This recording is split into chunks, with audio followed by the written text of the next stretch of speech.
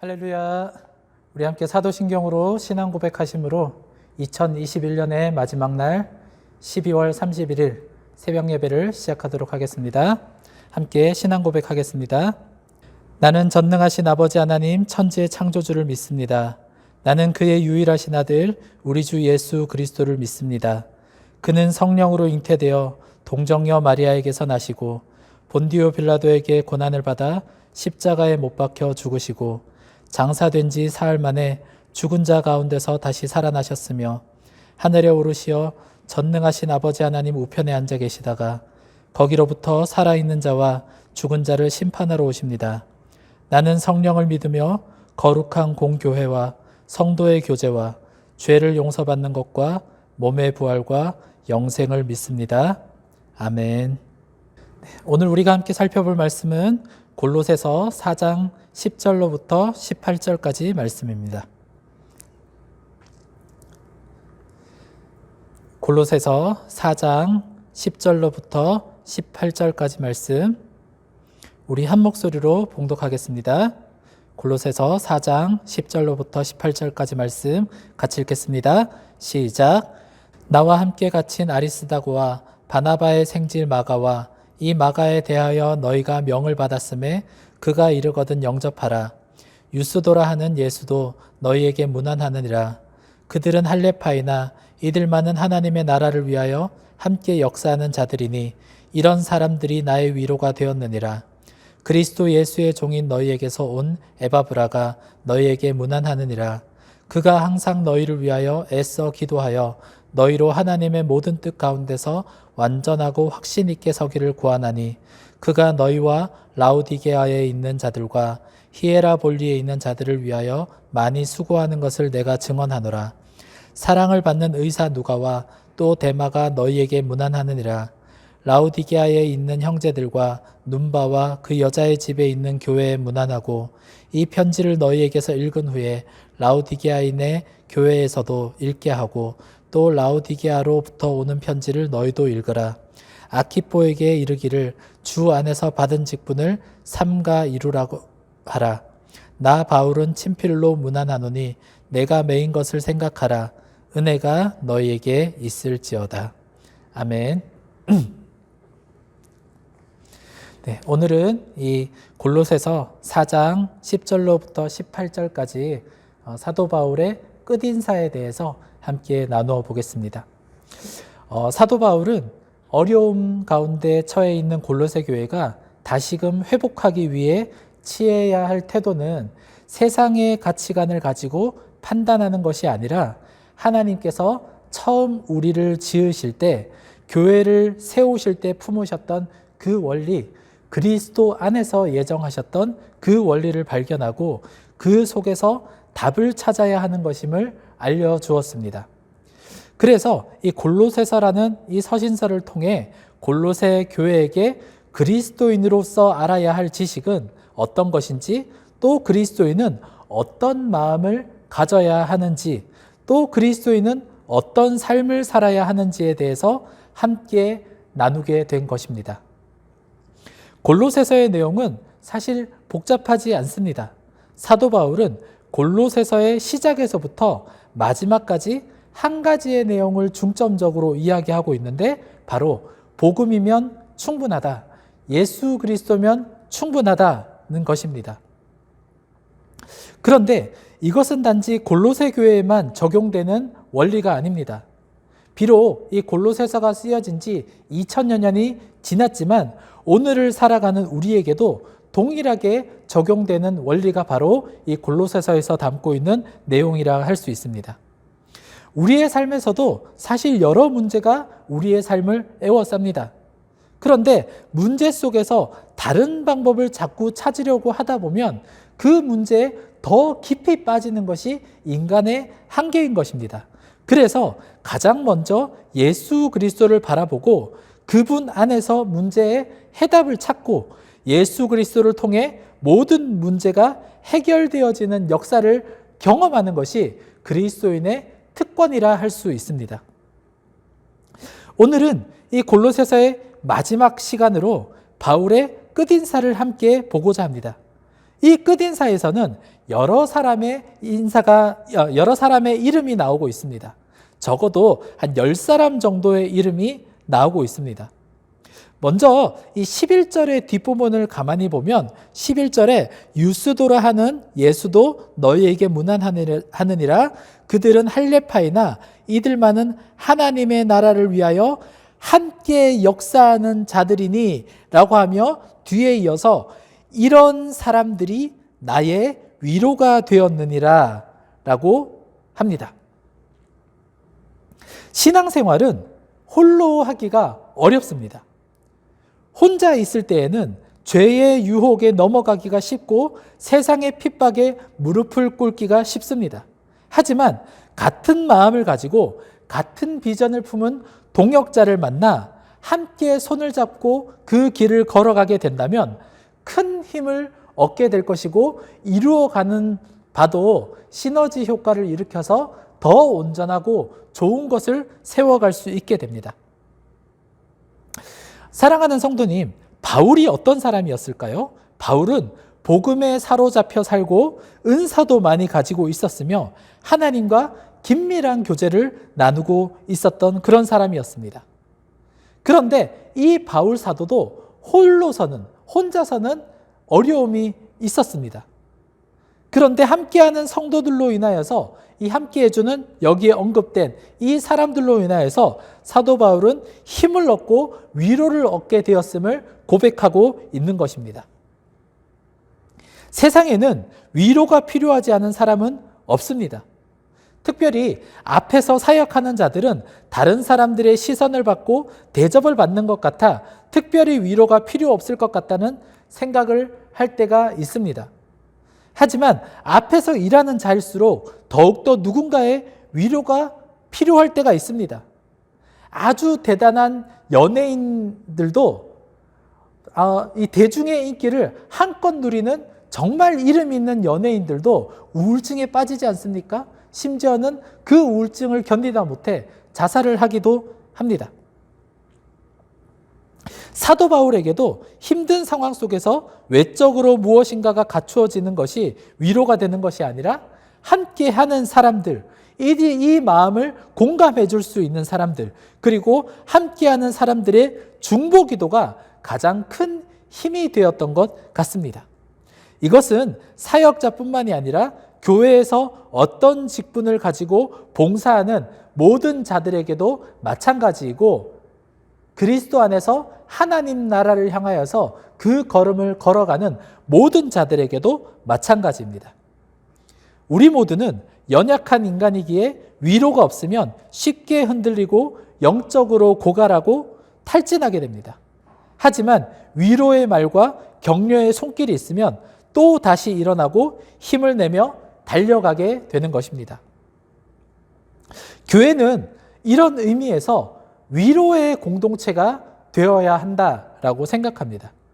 오늘날을 살아가는 삶 가운데 세상의 모든 것들은 성경의 가치관과 반대로 돌아가고 있습니다. 성경의 원리대로 살아갈 만하면 세상의 조롱과 핍박으로부터 이겨내야 합니다. 세상에서 이 교회를 이야기를 할 때, 기독교를 이야기할 때 심지어 최근에는 개독교라고 조롱하지 않습니까? 이런 핍박으로부터 이겨내야 하는 시대가 바로 요즘의 시대입니다. 그런데 만일 세상 속에서 이 치열한 싸움을 하다가 지친 몸과 마음을 이끌고 교회에 왔는데 교회에서도 세상과 같은 상황 속에서 같은 싸움을 이어가야 한다면 어떻게 되겠습니까? 그 어느 것에서도 이 위로를 얻을 수 있는 것, 힘을 얻을 수 있는 통로가 없지 않겠습니까? 저는 우리 함께 예배하는 우리 모두가 믿음 안에서 견고하게 세워져서 서로를 보며 절망의 일들을 이어가는 것이 아니라 소망의 일들, 위로의 일들, 믿음 안에서 참된 힘을 얻는 일들이 이어질 수 있기를 주님의 이름으로 축복합니다. 오늘 본문에 나오는 바울의 위로자들을 보면 더 정확하게 우리는 이 위로가 어떤 것인지를 생각해 볼 수 있습니다. 첫째로 진정한 위로는 상대방의 처지로 함께 내려갈 때 찾아오게 됩니다.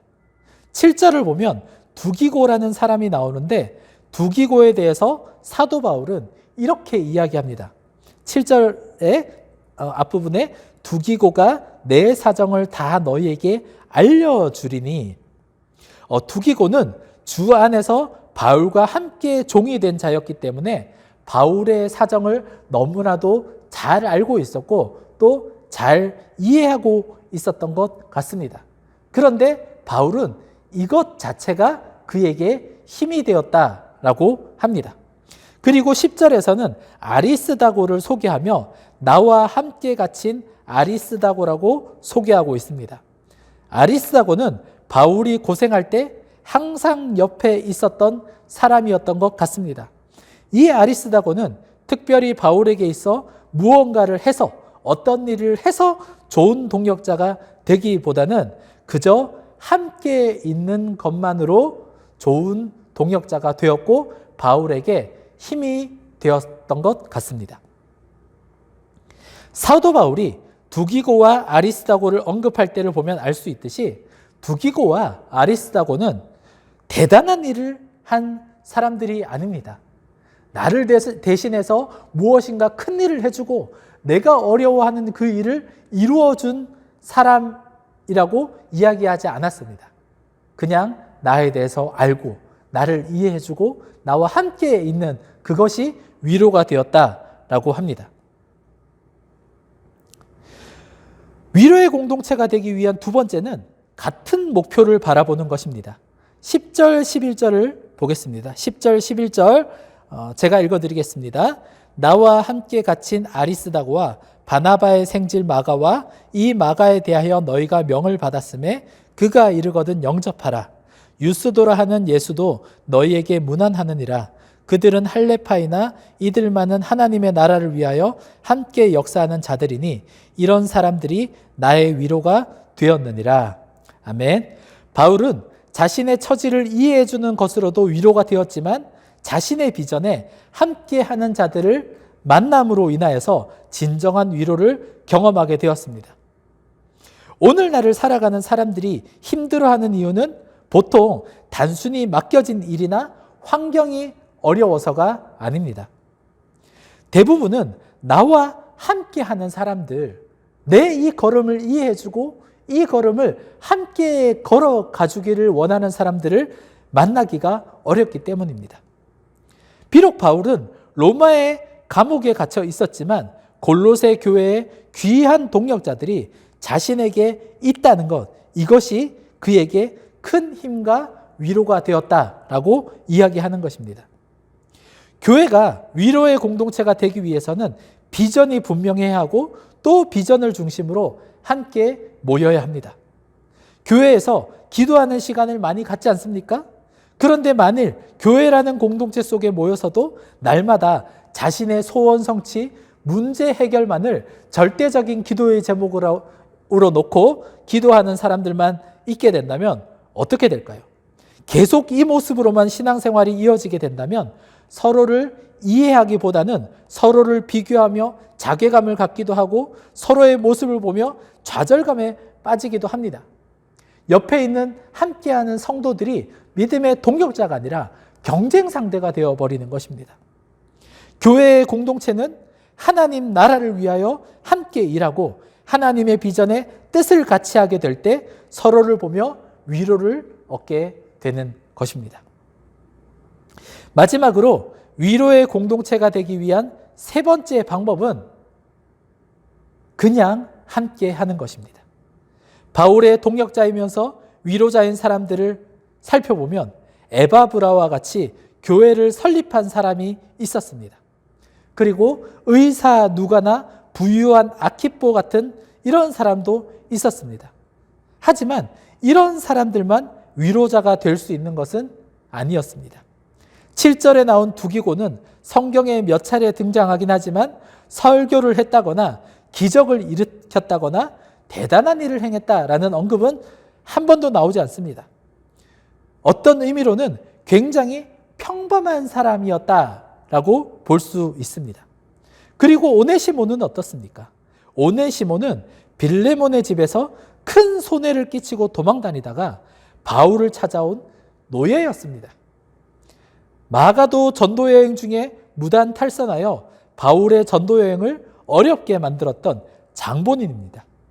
그리고 15절의 눈바는 자기의 집을 그냥 집만 열어놓았던, 집을 가정교회로 열었던 아주 평범한 여인이었습니다. 평범한 사람들, 한때 실수하고 넘어졌던 사람들, 당시 사회적으로 약자이며 하층민이었던 자들도 주의 일을 하는 바울에게 있어 신실한 조력자가 될 수 있었고 위로자가 될 수 있었던 것입니다.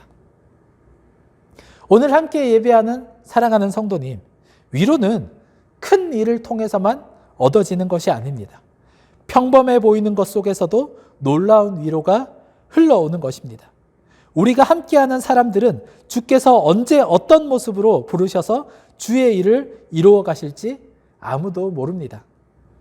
우리 모두가 주의 부르심 앞에 있는 지체를 나의 생각과 판단으로 걸려 넘어지게 하는 자가 아니라 더 견고하게 일어서서 함께하는 지체들을 통하여 또 나를 통하여 주의 일이 드러나게 해야 합니다. 영화를 보면 어떻습니까? 영화를 보면 주연 배우와 감독 배우가 주목을 받을 때가 있습니다. 하지만 이런 배우, 이런 감독이 주목을 받기 위해서 이 뒤에서 수고하고 있는 조연 배우들, 그리고 스태프들, 하다못해 잠시 지나가는 엑스트라들도 그곳에서 자신의 역할에 맞게 최선을 다하였기 때문에 그 좋은 결과가 일어날 수 있는 것입니다. 마찬가지로 우리가 선 자리에서 함께 한 목적으로 하나가 되어갈 때 비록 누군가는 주목받을 수 있고 누군가는 아주 대단한 업적을 이루어갈 수도 있겠지만 우리는 함께 그 일을 이루어가는 자이고 함께 위로하고 함께 서가야 하는 교회 공동체임을 기억해야 합니다. 영적 전쟁의 최전방에서 주의 일을 감당하든지 뒷선에서 서포터를 해주는 역할로 주의 일을 감당하든지 우리 모두는 하나님의 영광을 위해 하나님 나라를 위해 존재하는 자들입니다. 오늘 함께 예배하는 우리 모두가 그렇게 하나 될 수 있기를 소망합니다. 하나님 나라를 위해 하나님 나라의 그 영광을 위하여서 온전한 모습으로 하나 되고 서로에게 위로가 힘이 되어서 진정한 공동체, 교회의 공동체가 될 수 있기를 주님의 이름으로 축복합니다. 우리 기도하겠습니다. 하나님, 우리가 하나 되게 하여 주시옵소서. 하나님 나라와 하나님의 영광을 위하여서 한 몸을 이룰 수 있도록 그리스도를 머리로 한 진정한 교회 공동체가 될 수 있도록 은혜 내려 주시옵소서. 서로에게 힘이 되어지고 서로를 위로하고 서로를 돌아보며 더 온전한 마음으로 격려하고 사랑으로 아껴주어서 함께 서갈 수 있는 귀한 공동체가 되게 하여 주시옵소서라고 우리 이 말씀을 기억하면서 함께 기도하시고 그리고 2021년의 이 마지막 날 한 해 동안 보살펴 주신 하나님의 은혜에 감사드리면서 함께 기도해 주시고 그리고 2022년 새해를 이끌어 가실 하나님의 인도하심을 기대하시면서 함께 기도해 주시면 좋을 것 같습니다. 또한 그와 함께 우리 함께 서가는 이 군 교회들을 위하여서 그리고 군 교회 안에서 이 신앙생활을 이어가고 있는 믿음의 장병들을 위하여서 그리고 이 교회를 섬기고 있는 군교회 목회자들을 위하여서 우리 함께 기도해 주시기 바랍니다. 우리 기도의 제목 놓고 함께 간절한 마음으로 기도하고 마치도록 하겠습니다. 같이 기도하겠습니다. 하나님 아버지, 오늘도 이 귀한 날 우리에게 허락하여 주셔서 감사합니다. 오늘 우리가 이 골로새서 마지막 말씀을 함께 살펴보았습니다. 사도 바울의 끝인사 속에서는 아주 대단한 업적이나 그리고 자신을 나타내는 어떤 이야기를 이어간 것이 아니라 하나님 이 속에서 이 일을 이루어감에 있어서 하나님 나라의 일을 이어감에 있어서 주님 이 위로가 되었던 사람들 그리고 함께한 사람들의 이름을 하나씩 언급하며 교회 공동체가 함께 서가야 됨을 이야기하는 것을 보았습니다. 하나님, 우리도 아버지여 주의 길을 걸어갈 때 혼자 버려진 자처럼 살아가지 않게 하여 주시옵소서. 하나님, 함께하는 믿음의 동역자들을 온전히 허락하여 주시옵시고 함께 믿음으로 서감으로 인하여서 서로 위로가 되고 힘이 되고 하나님 나라를 향하여 기쁨으로 나아갈 수 있는 온전한 공동체 될 수 있도록 주님 축복하여 주시옵소서. 하나님, 특별히 아버지여 군부대 안에 귀한 교회들을 허락하여 주셨습니다. 하나님, 사자교회를 허락하여 주셨고 또한 여호수아 교회를 허락하여 주셨습니다. 하나님, 이 교회가 믿음 안에서 연합하여서 함께 손잡고 온전히 동행하며 나아갈 수 있도록 주님 축복하여 주시고, 아버지여 귀한 이 믿음 안에서 온전히 서갈 수 있는 귀한 축복도 함께 누리게 하여 주시옵소서. 특별히 이 교회 안에서 신앙생활을 이어가고 있는 믿음의 용사들, 주님 군복무 기간 동안 이 믿음이 더욱더 온전히 자라나게 하여 주시옵시고, 이 속에서 참된 하나님을 경험하게 하여 주시고, 비록 어렵고 힘들고 낯선 이 환경 속에서도 하나님의 예비하심과 하나님의 신실하심을 경험하여 감사함으로 채워갈 수 있는 믿음의 용사들 되게 하여 주시옵소서. 교회들을 주님 축복하여 주시고, 특별히 또한 교회를 위하여서 수고하고 있는 목회자들을 주님께서 붙들어 주셔서 귀한 장병들에게 진리의 말씀을 선포케 하시고 귀한 사랑의 일들을 이어가게 하여 주시옵소서. 행하실 주님을 믿고 기대하며 나아갑니다.